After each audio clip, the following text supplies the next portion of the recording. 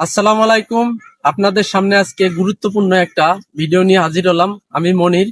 আমার এই ইউটিউবটা কিন্তু একবারে নতুন, আমি নতুন কাজ শুরু করেছি। আপনারা সবাই ভিডিওটা যদি দেখেন এবং সাবস্ক্রাইব করে দেবেন।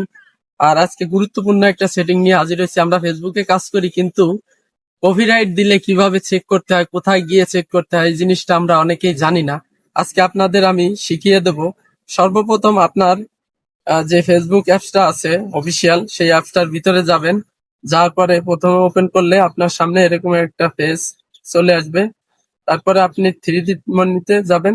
এখানে গেলে, এখানে যাওয়ার পরে আপনি নিচে স্ক্রল করতে থাকবেন। স্ক্রল করতে করতে এখানে দেখবেন হেল্প অ্যান্ড সাপোর্ট, এটার ভিতরে ঢুকবেন। এটার ভিতরে যখন আপনি ঢুকবেন, আগের কিন্তু আপডেট অনেক সহজ ছিল ফেসবুকে, এখন কিন্তু একটু উল্টাপাল্টা করেছে, এই জন্য অনেকের বুঝতে সমস্যা হবে। আমি কিন্তু ক্লিয়ার ভাবে দেখাচ্ছি কিভাবে যাবেন। এরপরে এই যে দেখুন যে সাপোর্টিং, এই সাপোর্টে ক্লিক করবেন। এখানে যাওয়ার পরে আপনার সামনে ঠিক এরকমেরই একটা ওপেন হবে। তারপরে আপনি এখানে যাবেন, এই যে সাপোর্ট ইনবক্স দেখতে পাচ্ছেন, এই যে আমি দেখাচ্ছি, এই যে সাপোর্ট অ্যান্ড ইনবক্স, এটার ভিতরে আসবেন। এটার ভিতরে ক্লিক করলে এই যে দেখুন, মূল জায়গায় কিন্তু আমরা চলে এসেছি।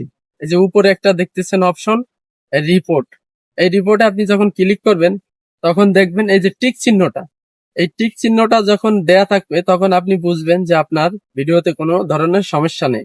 এরপরে আসুন আরেকটা সেটিং দেখুন।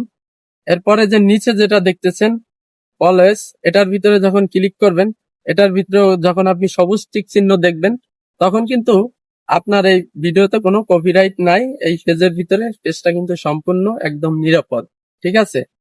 ভিডিওটা যদি আপনাদের ভালো লাগে অবশ্যই সাবস্ক্রাইব করে দেবেন। ভালো থাকবেন। আল্লাহ হাফেজ।